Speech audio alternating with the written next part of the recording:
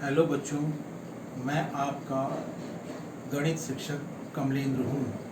आज हम लोग कक्षा 10 गणित के अध्याय 3 दो चर वाले रैखिक समीकरण युग्म के अंतर्गत रैखिक समीकरण 2x धन 3y बराबर 5 का आलेखीय या ग्राफीय निरूपण करना सीखेंगे। इसके लिए सबसे पहले हम दो चर वाले रैखिक समीकरण को लिख लेते हैं। 2x धन 3y बराबर 5 और हम देख रहे हैं यहाँ पर दो चर x और y हैं। इनमें से हम y चर का मान x चर के मान के पदों में ज्ञात कर लेते हैं। इसके लिए हम क्या करते हैं वो आपको पहले से पता है, फिर भी आप देख लें।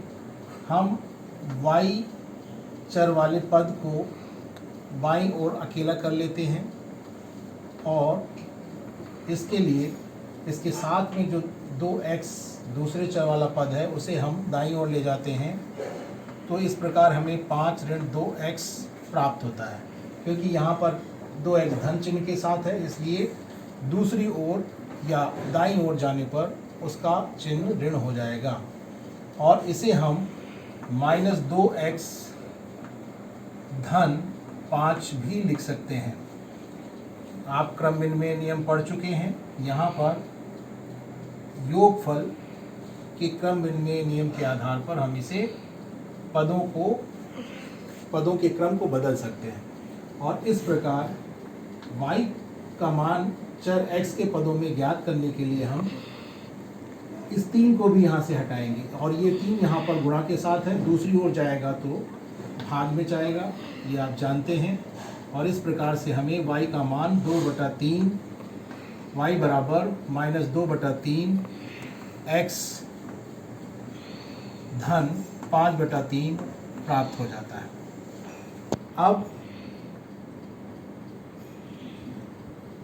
रैखिक समीकरण का ग्राफ प्राप्त करने के लिए हमें इस समीकरण के दो हल के संगत दो बिंदुओं की आवश्यकता होती है कम से कम, परंतु आलेख या ग्राफ की शुद्धता के लिए हम कम से कम 3 बिंदु लेकर चलते हैं और उनसे हम ग्राफ खींचते हैं, जिससे जो हमें ग्राफ प्राप्त होता है उसकी शुद्धता की जांच भी हो जाती है। इसलिए हमें 3 बिंदुओं की आवश्यकता होती है। इसके लिए हम एक सारणी बनाते हैं। सारणी में सबसे ऊपर हम x के लिए एक पंक्ति ले लेते हैं, रो ले लेते हैं और दूसरी पंक्ति में y लिख देते हैं और तीसरी पंक्ति में हम बिंदु के निर्देशांक लिख देते हैं। बिंदु के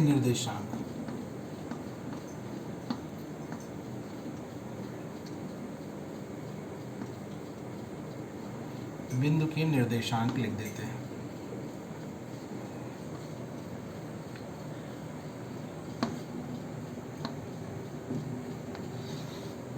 और इस प्रकार हमें एक सारणी प्राप्त हो जाती है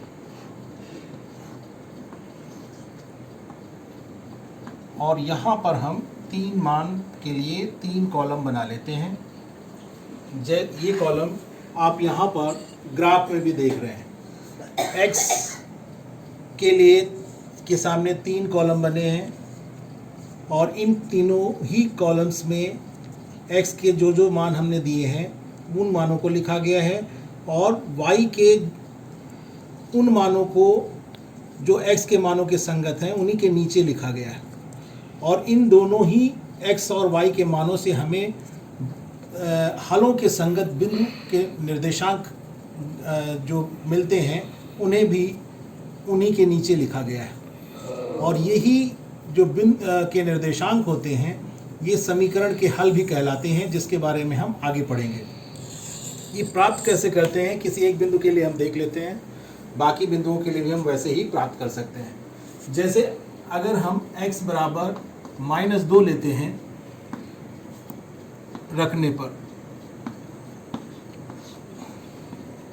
तो हमें y बराबर -2/3 और गुणे x है, तो x की जगह आपने -2 रखा है, इसलिए यहाँ पर -2 लेंगे, और धन 5/3। अब इसे सरल कर लें तो माइनस और माइनस की गुणा होगी तो प्लस हो जाएगा, 2 दूनी 4, और इस प्रकार आपको 4/3 मिलेगा, और धन 5/3। इसे अगर आप जोड़ेंगे, बिंदु का जोड़ है, लासा 3 हो गया, और यहाँ हर समान है इसलिए अंशों को जोड़ करके भी आप कर सकते हैं, तो ये हो जाता है 9/3। और इसे सरल कर लेंगे, 3 एकम 3 और 3 तिहाई 9, और इस प्रकार हमें 3 प्राप्त हो जाता है। तो आपने देखा जब x बराबर हम -2 लेते हैं तो y का मान हमें 3 के बराबर प्राप्त होता है। वही इस सारणी में भी आप देखें तो x का मान -2 लेने पर उसके संगत हमें y बराबर 3 प्राप्त हुआ है, और इस x और y के मानों के संगत जो हमें बिंदु के निर्देशांक मिलेंगे वो -2,3 उन्हें हम लिखते हैं, और ये -2,3 इस रैखिक समीकरण का हल भी होता है, इसीलिए यहाँ पर इसको इस तरह से लिखा गया है।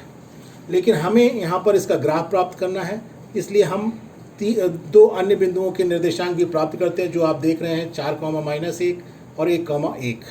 इसी प्रकार प्राप्त कर सकते हैं जैसे हमने -2,3 के लिए प्राप्त किया।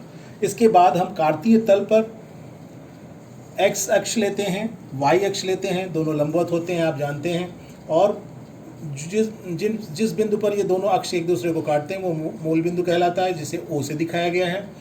अब एक बिंदु को हम आलेखित करना पहले सीखेंगे, और उसके अलावा आप आलेखित करना पहले से जानते हैं, इसलिए हम सभी बिंदुओं के लिए को आलेखित करना नहीं सिखाएंगे यहाँ पर।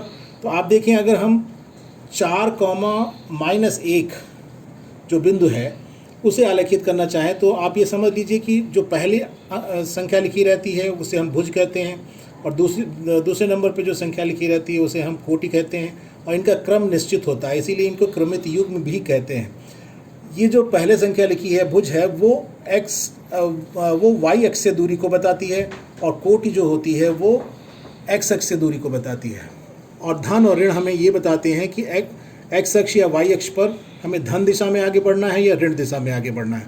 तो जैसे 4,-1 को हमें आलेखित करना है, तो उसके लिए हम मूल बिंदु से 4 इकाई धनात्मक x अक्ष की ओर बढ़ते हैं और इस बिंदु तक पहुंचते हैं, और इसके बाद हमें -1 दूरी तय करनी है, और जो कि कोटि है, इसलिए हम ये y अक्ष के समांतर या y अक्ष की ऋणात्मक